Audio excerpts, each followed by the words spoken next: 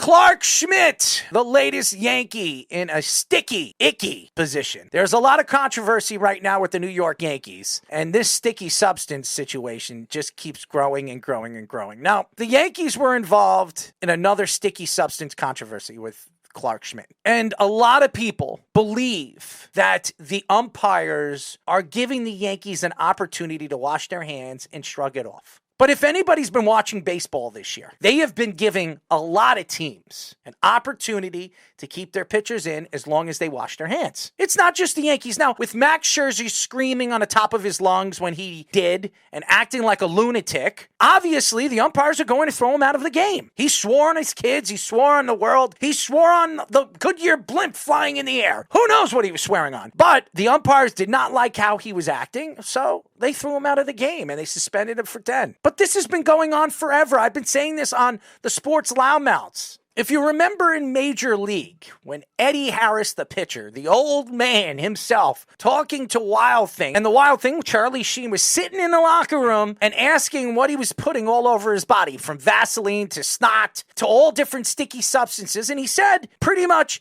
I don't have the arm like you do anymore, boy. I need to use whatever I can. If I need to use spit, snot, or Vaseline, I'm going to use whatever helps me hook the ball. So this has been going on in baseball, not just in movies. It's been going on in baseball forever. So for anybody to sit here today and think that baseball is trying to clean up what's going on, it's ridiculous. Schmidt is admitting that he had nothing to hide. And the fact that they found a sticky substance or whatever, it could be sweat with a little of that pine tar from the bat. I don't know what he's doing. Are you saying he's in negotiations with Michael Pineda? Who knows? I don't know what was on his finger. But for anybody to think that the Yankees are the only team trying to find an edge, it's ridiculous. And for anybody to sit here today and complain about, well, the Yankees have been caught not once but twice this year. And last year, it was all about Garrett Cole, their best pitcher, who got caught with spider tap. Oh my God. Let's call the Wolves, baby. I think baseball needs to calm down. This is getting out of hand. I like the new rules. I like the pitching clock. I think it's very interesting. I do like the no shifting. I've been telling everybody that should have been taken out years ago. Joe Madden, he brought it to the edge of baseball. It's been around forever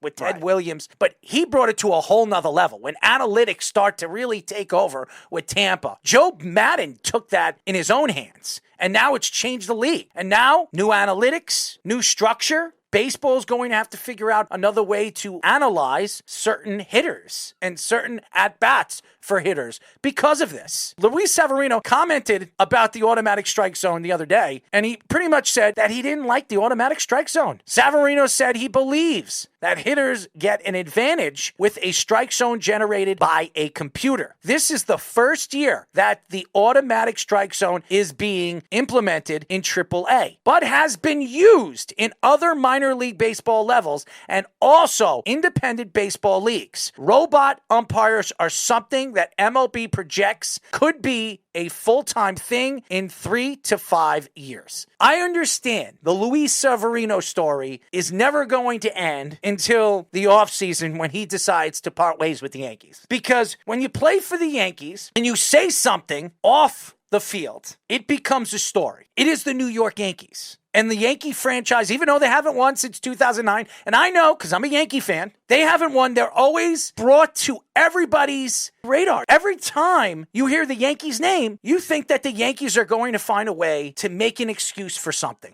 Oh, we haven't won because of this. Oh, we haven't won because of that. Here's the truth. The Yankees are no longer the evil empire. They haven't been that since George Steinbrenner, Derek Jeter, Bernie Williams, Mariano Rivera, Andy Pettitte, Jorge Posada. Those guys. It is no longer that Yankee team. You have a new captain, an Aaron Judge, who looks at things a completely different way. And I know everybody thinks that he's looking towards other people's dugouts and stealing signs. That also has been going on in baseball forever. So for anybody to point their fingers at Aaron Judge saying he's cheating, it is ridiculous. You know why baseball couldn't find anything? Because it wasn't true. It's called money. And you're going to make a lot of it when you become a free agent next year and the Mets sign you or somebody else signs you. That's what's going to happen. His career will end if he goes to the Mets. Knowing the way they treat starting pitchers. I believe if the Yankees decide to part ways with Luis Severino, he is going to the Mets. I don't believe he's leaving New York. The Mets need pitching. He's still young. He's a power pitcher. He would work very well in that Citi Field stadium.